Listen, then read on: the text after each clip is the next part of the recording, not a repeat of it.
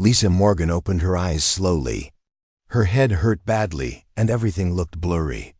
She tried to move her arms, but they felt heavy and strange. The air around her smelled different, too. It was cold and had a metallic taste that made her nose wrinkle. She blinked several times until her vision cleared. What she saw made her heart race. She was not in her shuttle anymore. She was not even on the planet where her team had been doing research. Instead, she was lying on a hard metal table in a room with bright white walls that seemed to glow with their own light. Lisa sat up carefully. Her whole body ached like she had been sleeping for days. She looked down at herself and saw that someone had changed her clothes. Instead of her regular spacesuit, she now wore a thin gray outfit that felt strange against her skin. It was made of some material she had never felt before. The room was small and had no windows. The walls were perfectly smooth with no doors that she could see. Above her head, a soft humming sound came from lights that were built into the ceiling. Everything looked clean and new, but also cold and unfriendly. Lisa tried to remember what had happened to her. She had been with her team on a small planet in the outer rim of known space. They were taking samples of plants and rocks for their research ship. She remembered walking back to her shuttle with a bag full of specimens. Then there had been a bright flash of light and everything went black. Her team must think she was dead. Captain Jake Morrison would have searched for her shuttle, but if these aliens were smart, they would have made it look like an accident. Maybe they destroyed it completely or made it crash somewhere far away. Her friends would never know what really happened to her. As Lisa looked around the room more carefully, she noticed small holes in the walls. They were too small to be doors, but too big to be simple air vents. Someone was watching her through those holes. She could feel eyes on her even though she could not see who was looking. She decided to act calm and confused instead of scared and angry. If someone had taken her prisoner, it was better to let them think she was not dangerous. Lisa had learned in her military training that the best way to escape from enemies was to make them think you were not a threat. She stood up slowly and walked to one of the walls. It felt warm to the touch and seemed to buzz with some kind of energy. When she pushed against it, nothing happened. The wall was solid and strong. She walked around the whole room, touching each wall and looking for any way to get out. There was nothing. Suddenly, a section of one wall became transparent like glass. Lisa could see into another room that was much bigger than hers. Strange. Creatures were standing there looking at her. They were taller than humans and had skin that looked like it was covered in small green and brown scales. Their heads were long and narrow with big yellow eyes that reminded her of snakes. One of the creatures stepped closer to the transparent wall. It was wearing a white coat like doctors wear in hospitals. Around its neck was a device that looked like it might be used for talking or recording sounds. The creature tilted its head and studied Lisa like she was some kind of interesting animal in a zoo. Lisa stared back at the creature. She tried to keep her face calm and neutral, but inside, her mind was racing. These beings had technology advanced enough to capture her without her team knowing. They had changed her clothes while she was unconscious. They had put her in this room that was clearly designed to hold prisoners. This was not a rescue. This was something much worse. More creatures appeared behind the first one. They were all wearing the same white coats and carrying devices that might be computers or recording equipment. They talked to each other in voices that sounded like hissing and clicking. Lisa could not understand their language, but their body movements told her they were excited about something.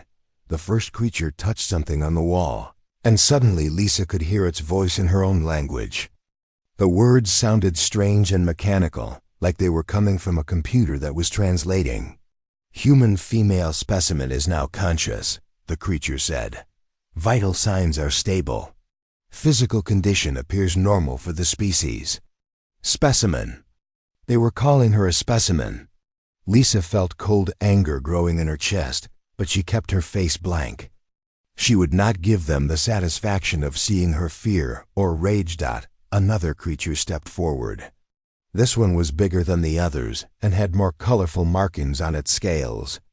It seemed to be in charge of the group. Begin initial behavioral assessment, the larger creature said. Record all responses for analysis. The first creature looked directly at Lisa through the transparent wall. Human, it said in that strange mechanical voice.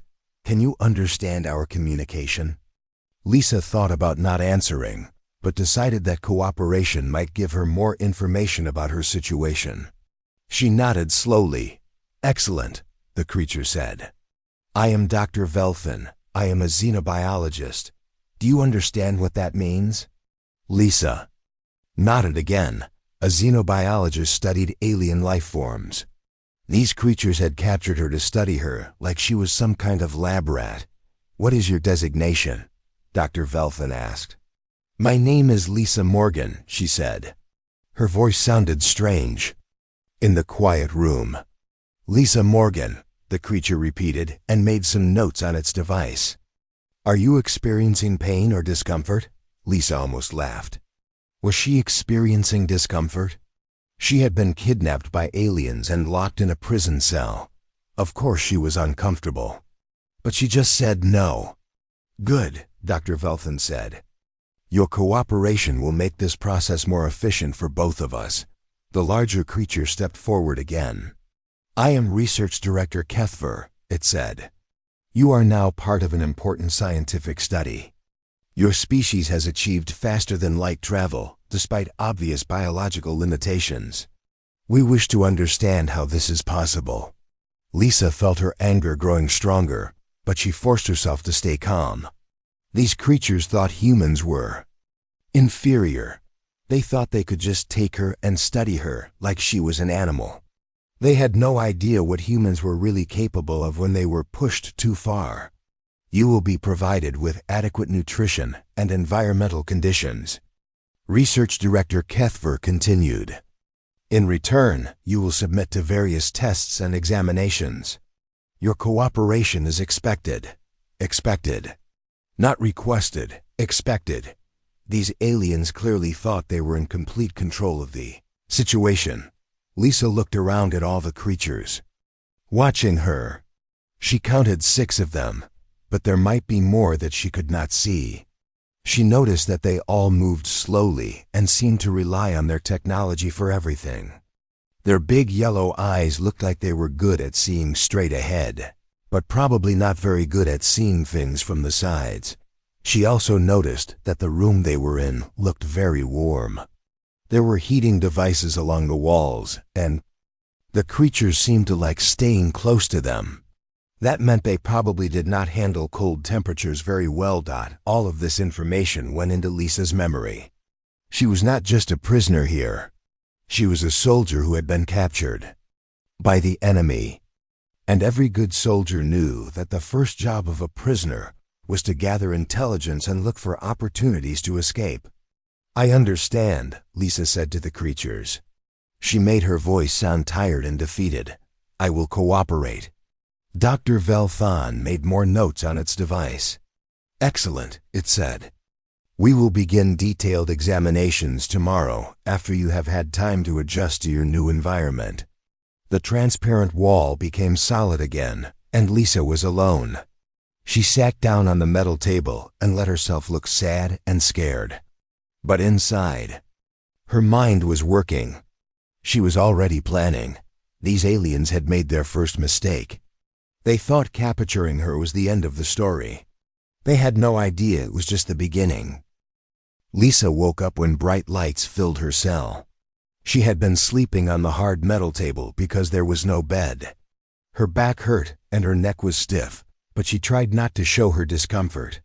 Through the small holes in the walls, she knew the aliens were always watching her.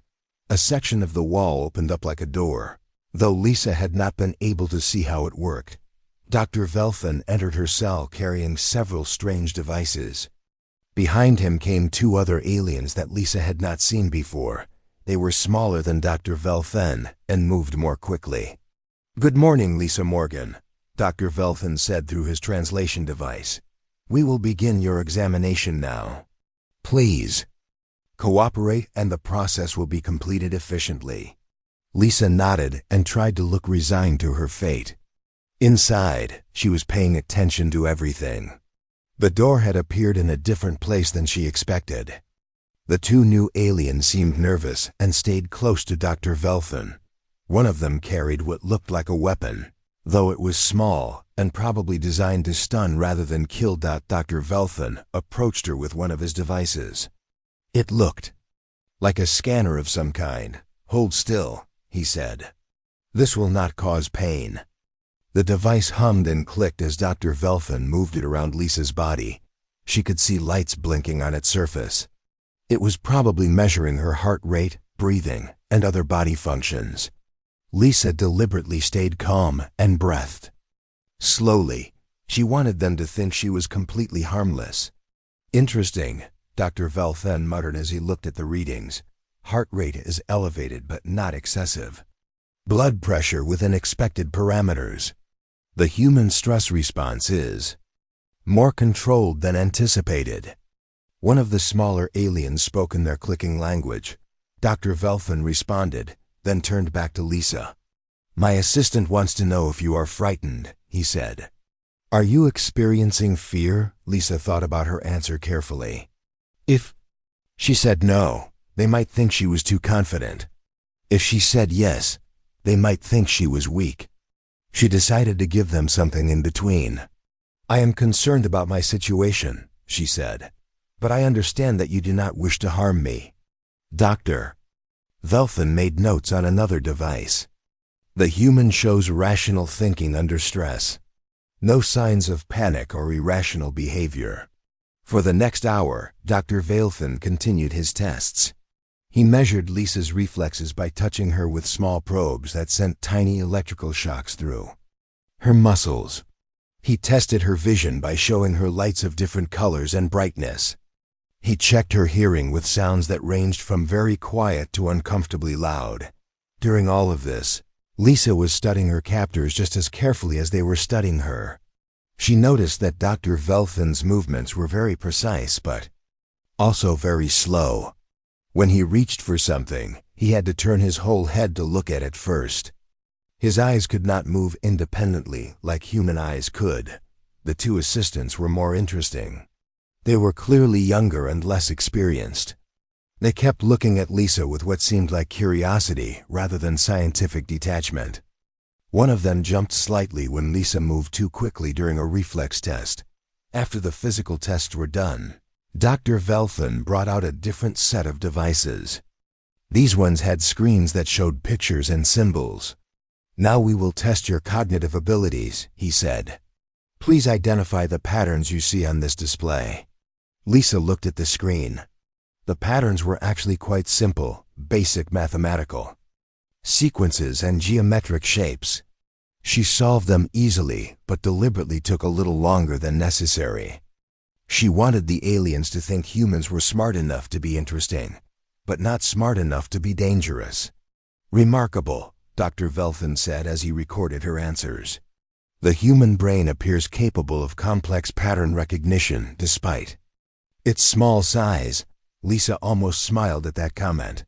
Human brains were not particularly small compared to their body size, but she let the alien maintain his incorrect assumptions. The testing continued for several more hours. Dr. Velthan showed her pictures of different objects and asked her to identify them. He played recordings of sounds and asked her what they were. He even showed her samples of different materials and asked her to describe their properties. Through it all, Lisa answered honestly, but without showing too much knowledge. When he showed her a piece of advanced metal alloy, she said it looked like steel. When he played the sound of a fusion engine, she said it sounded like a machine. She was giving them information, but not the kind that would reveal how advanced human technology really was. As the day went on, Lisa noticed more things about the aliens and their equipment. The room they were in was kept very warm, and she saw heating elements along every wall. The aliens moved more slowly when they were away from these heat sources. Their technology seemed to work by touch rather than voice commands, and they had to be very precise when operating it. Most importantly, she noticed that the containment field around her cell had a subtle change in its humming sound every few hours that lasted for about 60 seconds each time, and during those periods, the field seemed to flicker slightly. She began timing these cycles in her head. Dr. Velthan finished his tests and prepared to leave. "You have been very cooperative, Lisa Morgan," he said. "This will continue tomorrow with more detailed examinations." "What kind of examinations?" Lisa asked, trying to sound worried rather than curious. "We need to understand human pain responses," Dr. Velthan said matter-of-factly. "Your species survived on a world with many predators, so you must have interesting adaptations for dealing with injury and stress." Lisa felt a chill that had nothing to do with the temperature. They were planning to hurt her tomorrow, all in the name of science. "Will it be very painful?" she asked, letting her voice shake slightly. "Pain is relative," Dr. Velthan replied. "We will monitor your responses carefully to ensure you remain functional for future testing." After the aliens left, Lisa sat quietly in her cell. She was no longer just gathering information for a possible escape. Now she was gathering information for war. That evening, more aliens came to observe her through the transparent wall. Word had apparently spread through their research station that they had captured a live human. Lisa counted at least 12 different aliens who came to stare at her like she was an exhibit in a museum. Some of them were clearly scientists, carrying the same kinds of devices that Dr. Velthan used. Others looked different, possibly administrators or visiting researchers from other parts of their organization. They all talked about her in their clicking language while pointing at various parts of her body. Lisa pretended to be tired and lay down on the metal table. But she kept her ears open, listening to the rhythms of their speech. Even though she could not understand their words, she was beginning to recognize emotional patterns. Some voices sounded excited. Others sounded skeptical. A few sounded worried. The worried ones were the smart ones, Lisa thought. They should be worried. As the hours passed and the aliens finally left her alone, Lisa began to form a more complete picture of her situation. She was being held on what seemed to be a large research vessel or station. There were many aliens here, but most of them were scientists rather than soldiers. They had advanced technology but relied on it completely for basic functions. Most importantly, they saw her as a primitive specimen rather than a potential threat. Dr. Velthan had been impressed by her simple problem-solving abilities, as if he had expected her to be barely smarter than an animal. Research Director Kethver had talked about human biological limitations, like they were obvious facts. They had no idea what humans were really capable of. Lisa had been a soldier before she became a scientist. She had trained in combat, survival, and escape techniques. She had learned to use improvised weapons and to fight in close quarters. Most importantly, she had learned patience. She knew how to wait for exactly the right moment to act. Tomorrow they would start inflicting pain on her to study her responses. They thought this would give them valuable data about human physiology. What they did not realize was that it would also give Lisa valuable data about them.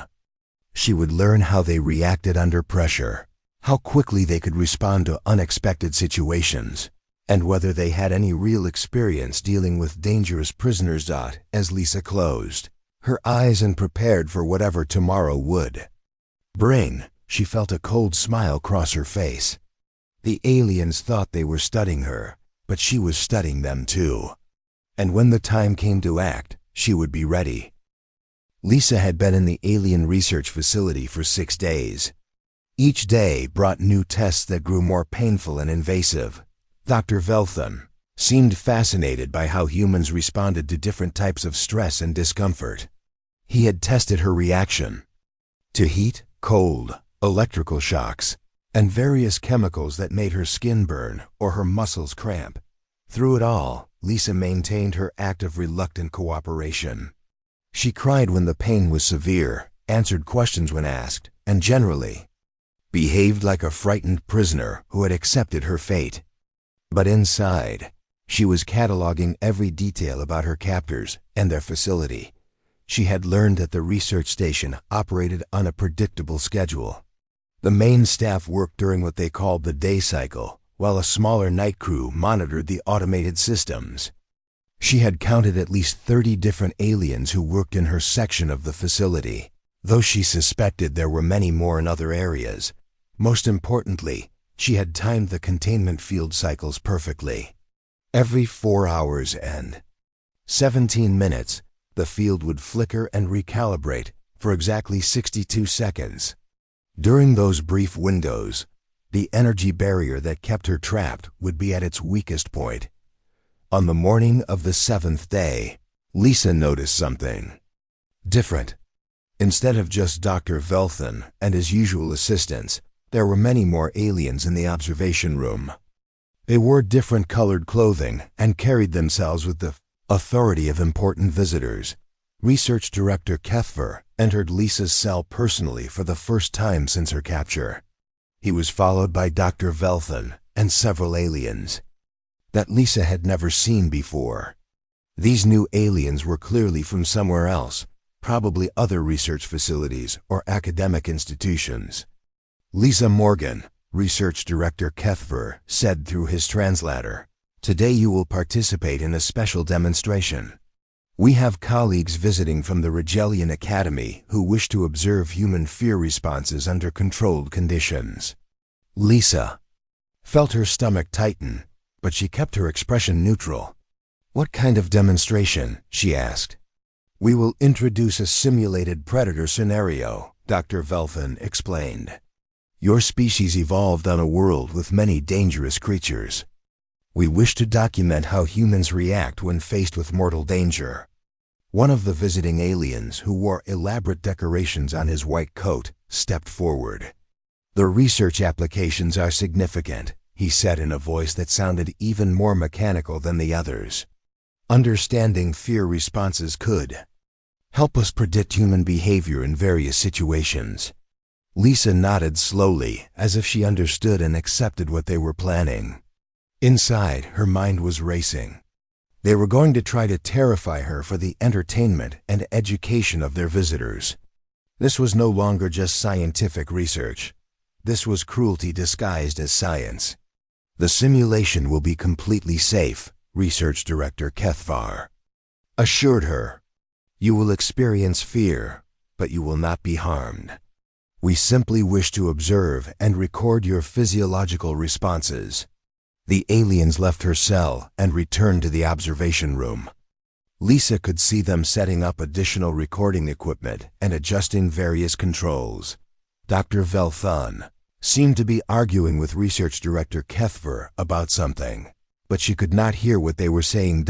After about an hour of preparation, the aliens were ready to begin their demonstration. The lights in Lisa's cell dimmed, and she heard new sounds coming from hidden speakers in the walls. They were the sounds of a jungle at night, insects chirping, leaves rustling, and somewhere in the distance, the growl of a large predator. "The simulation is beginning," Research Director Kethver announced. "Observe the humans' baseline readings before we introduce the threat." Lisa looked around her cell as if she was confused and worried by the new sounds. She let her heart rate increase slightly and made her breathing a little faster. She wanted to give them some of the fear response they were expecting, but not too much. The sounds grew louder and more threatening. The growling got closer, and Lisa could hear heavy footsteps moving through imaginary undergrowth. Then, in one corner of her cell, a section of the wall began to shimmer and change. A holographic projection appeared, showing a massive creature that looked like a cross between a bear and a tiger. It had long claws, sharp teeth, and glowing red eyes. The projection was incredibly realistic, and Lisa had to admit it was designed to be terrifying. She backed away from the holographic predator and pressed herself against the opposite wall. Her heart rate spiked genuinely this time, not because she was afraid of the fake creature, but because she realized this might be her chance. The alien observers were completely focused on their instruments and displays. They were recording her vital signs, her body language, and her facial expressions. None of them were paying attention to the technical aspects of the holographic system they were using, but Lisa was. She had noticed that the holographic projector was built into the same wall system as her containment field. The energy patterns that created the fake predator were interfering with the normal operation of the barriers that kept her trapped.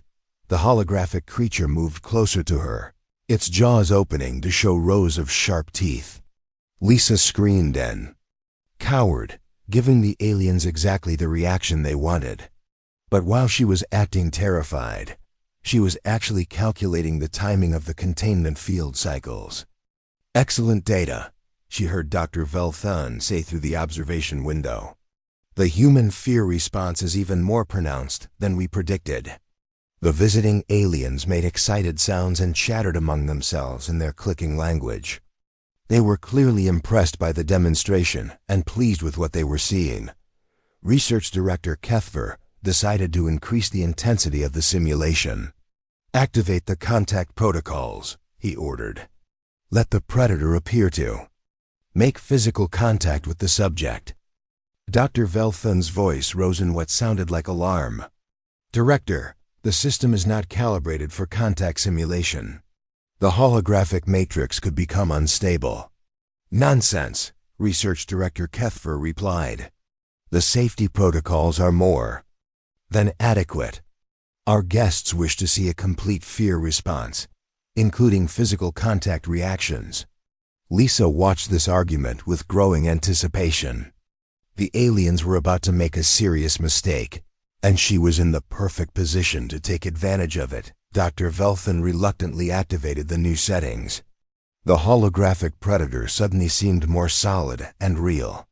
When it swiped at Lisa with its claws, she could actually feel a slight sensation where the projection touched her skin. But the system was not designed for this kind of complex interaction. Lisa could see sparks beginning to appear around the projector nodes in the walls. The holographic creature flickered and distorted, sometimes appearing in two places at once. "System instability detected," one of the technician aliens announced. "Holographic matrix showing signs of overload." "Compensate with additional power," Research Director Kethver ordered. "Do not interrupt the demonstration." That was the final mistake. The additional power caused a cascade failure in the holographic system. The fake predator exploded into fragments of light and energy, and those fragments struck the containment field generators. Alarms began sounding throughout the facility. The lights in Lisa's cell flickered and went out, then came back on in an emergency red color. The containment field around her cell sparked and fluctuated wildly. "Containment breach in progress," the automated system announced in the alien language. "Initiating lockdown protocols." Heavy barriers slammed down over the observation windows. Emergency fields activated throughout the research section, trapping everyone in their current locations. The facility's automated systems were designed to contain any dangerous specimens in case of a system failure. Unfortunately for the aliens, this meant they were now locked in the observation room with no way to escape. And Lisa's containment field, damaged by the holographic overload, was cycling through its recalibration sequence. She had been counting the seconds since the field started fluctuating. In 30 seconds, it would begin its weakest phase.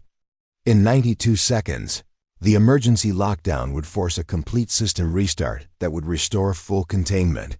Lisa had exactly 62 seconds to do what she had been planning for 7 days. She crouched in the center of her cell, every muscle in her body coiled like a spring. The alien observers were panicking, shouting orders at each other and frantically working their controls. They thought the greatest danger was that their prize specimen might escape.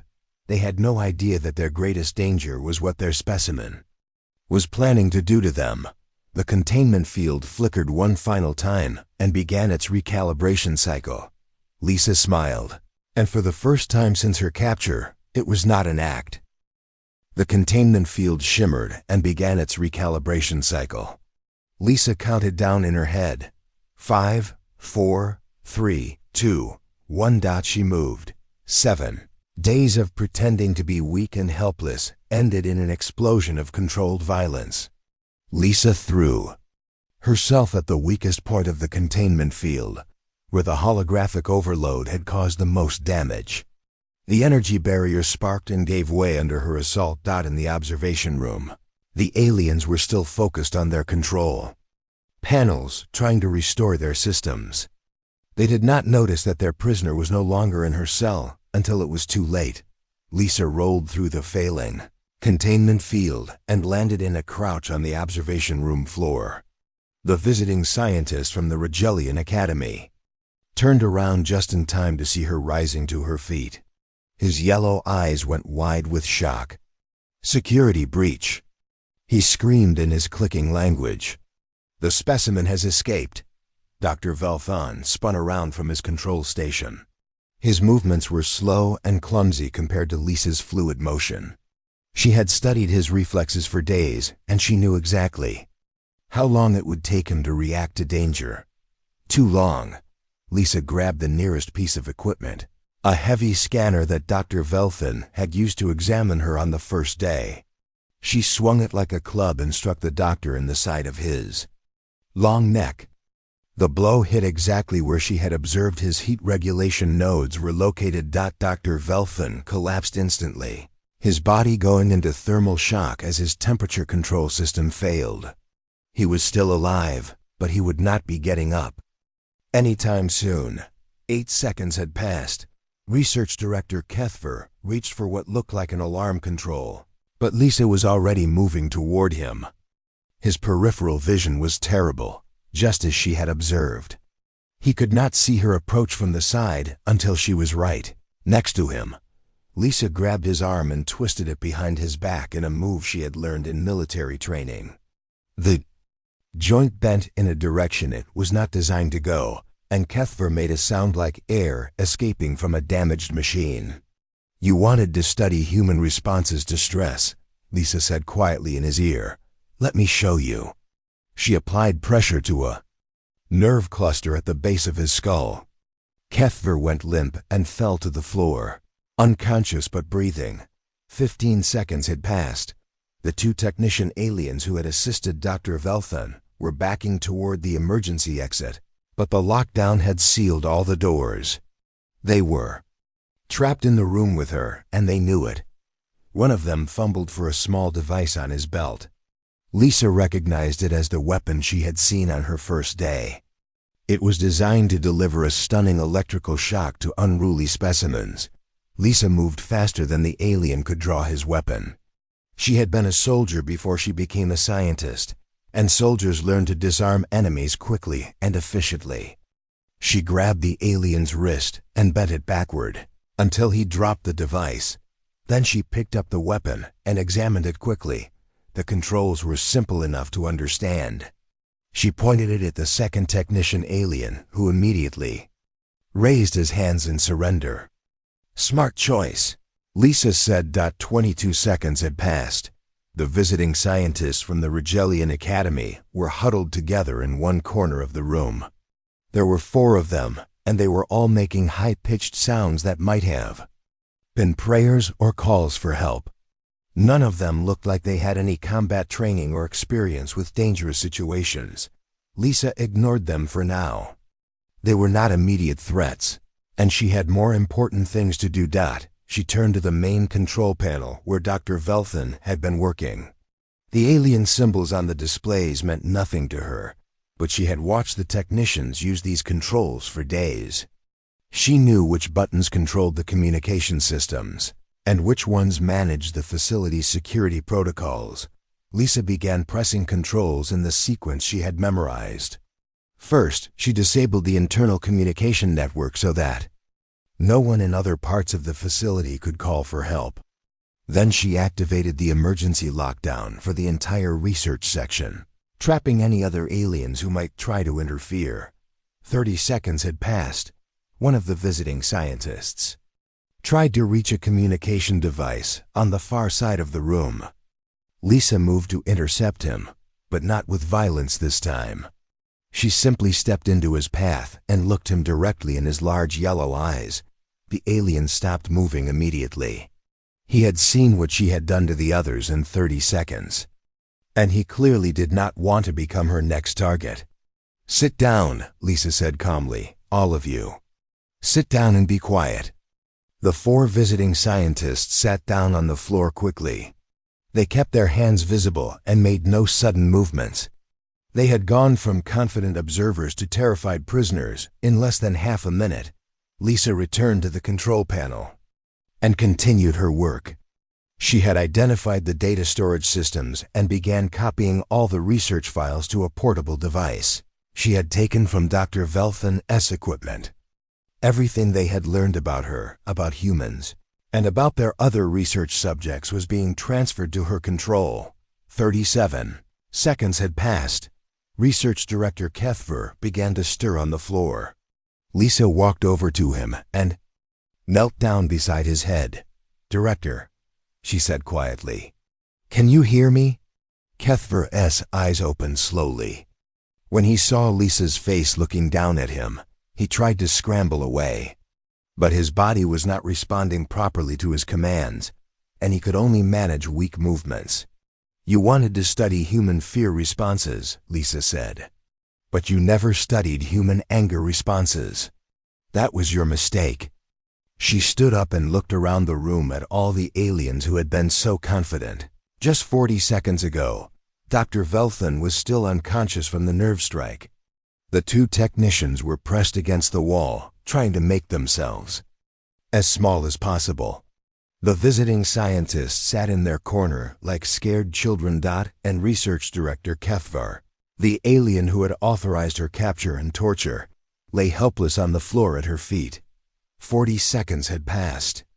"I told you that your species achieved faster than light travel, despite obvious biological limitations," Lisa said to Kethver.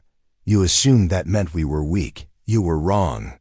She walked back to the control panel and activated the facility's internal communication system. Her voice would now be broadcast throughout the entire research station. "Attention all personnel," Lisa said clearly. "My name is Lisa Morgan, and I am a human being, not a specimen. Not a test subject. A human being. For the past 7 days, you have held me prisoner and subjected me to torture in the name of scientific research." She paused to let that sink in throughout the facility. "I want you to understand something very important. What you have seen here today is not unusual human behavior. Every member of my species is capable of what I have just demonstrated. We are not primitive creatures that you can study and abuse. We are intelligent, dangerous, and we do not forgive those who harm us." Lisa looked down at Research Director Kethver, who was listening to every word. "You have 40 seconds to consider what that means for your future." She turned off the communication system and began working on the next phase of her plan. The aliens in the room with her sat in terrified silence, finally understanding that they had not captured a harmless specimen. They had captured a predator. And now she was free. The real question was not whether she could escape from their facility. The real question was whether any of them would survive long enough to regret their mistake. Lisa smiled as she worked at the control panel. After 7 days of pretending to be helpless, it felt good to be herself again. And she was just getting started.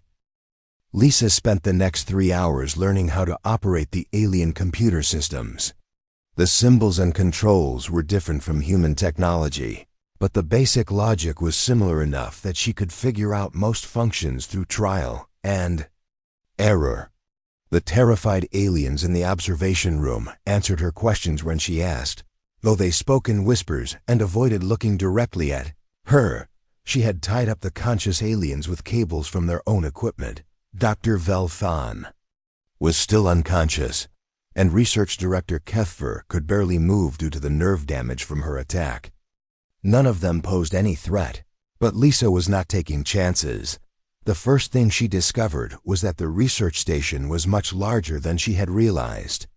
There were over 200 aliens working in different sections, studying dozens of captured specimens from various planets.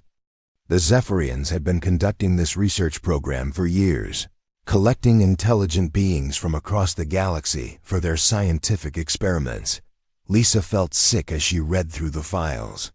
There were creatures from water worlds who had been kept in tanks that were too small. There were gas-breathing beings who had been forced to wear uncomfortable breathing apparatus for months.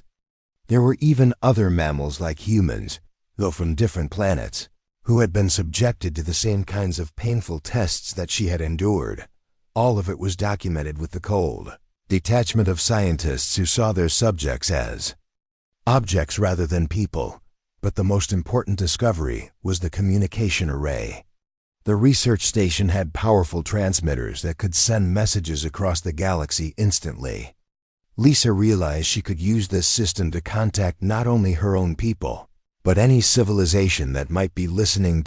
She began composing her message carefully. This was not just about her own rescue anymore. This was about sending a warning to the galaxy that would change how other species viewed humans forever. While she worked, Lisa could hear sounds from other parts of the research station. The facility's automated systems had detected the security breach and were trying to contain. Emergency crews were attempting to break through the lockdown barriers she had activated. But the station's own safety protocols were working against them. The systems were designed to prevent dangerous specimens from escaping, and they were very good at keeping areas sealed off. Lisa estimated she had several more hours before anyone could reach the observation section where she was working. She accessed the station's main database and began copying everything. Research files, communication records, location data for other facilities, and most importantly, detailed information about all the species they had been studying. This data would be invaluable to the human government and military. As she worked, one of the visiting scientists from the Rigelian Academy spoke up quietly. "Human Lisa," he said in his mechanical voice. "What do you intend to do with us?" Lisa looked up from the computer console. The alien was one of the four who had come to watch her be terrorized for their entertainment. His yellow eyes were wide with fear, and his scaled skin had turned a pale color that probably indicated extreme stress. "That depends," Lisa said. "How many other beings like me have you watched being tortured for science?" The alien's skin became even paler. We were only observing. We did not personally conduct any harmful research." "But you knew what was happening," Lisa said. "You came here specifically to watch intelligent beings suffer. You thought it was educational." The alien had no answer for that. Lisa returned to her work without saying anything else. She had more important things to do than argue with aliens, who were only now realizing the moral implications of their actions. She finished copying the research data and began working on her message. She needed to send it to multiple destinations simultaneously, to the human fleet, to the governments of species that had been victimized by the Zephyrians, and to the general galactic communication networks where anyone could receive it. Message she composed was carefully crafted to achieve maximum impact. "This is Lisa Morgan, human colonial marine and scientist, broadcasting from Zephyrian Research Station, Omega-7. I am transmitting this message to all civilizations capable of receiving it. For the past 7 days, I have been held prisoner aboard this facility and subjected to painful experiments without my consent. The Zephyrians have been conducting similar research on intelligent beings from dozens of worlds, treating sentient creatures as laboratory specimens. I am transmitting complete data files documenting these activities, including the locations of other research facilities and detailed records of their experiments on various species. This information should be distributed to all relevant governments and organizations. I want to make something very clear to any civilization that might be listening. Humans are not primitive specimens to be captured and studied. We are not weak creatures that can be easily dominated. We are intelligent, resourceful, and extremely dangerous when threatened. The Zephyrians made the mistake of underestimating human capabilities. They assumed that technological superiority made them safe from retaliation. They were wrong. In the space of 40 seconds, I disabled their research team and took control of their facility. I did this alone, with no weapons except my knowledge and training. Every human in our military is capable of similar actions. Most civilians could do the same if properly motivated. We are a species that evolved by hunting creatures larger and stronger than ourselves. We survived ice ages, plagues, and wars that would have destroyed weaker civilizations. We developed faster-than-light travel, not despite our limitations, but because of our determination to overcome them. To any civilization considering hostile action against humanity, remember what happened here. Remember that a single captured human brought down an entire research facility. Ask yourself what an entire human fleet could do if we decided you were a threat. To any civilization that has been victimized by Zephyrian research programs. You now have the data you need to locate their facilities and rescue your people. Use it wisely. To the Zephyrians themselves, your research program ends today. Release all prisoners immediately and cease all hostile activities against other species. If you do not comply, humanity will consider you an enemy. You do not want humans as enemies. This is Lisa Morgan, broadcasting to the galaxy. The age of treating intelligent beings as specimens is over. Lisa transmitted the message on all frequencies and to all known communication networks. Within minutes, it would be spreading across the galaxy, reaching every civilization with the technology to receive it. Then she accessed the station's navigation systems and began plotting a course back to human space. The research station was equipped with faster-than-light engines, and she had learned enough about the controls to operate them safely. But first, she had one more task to complete.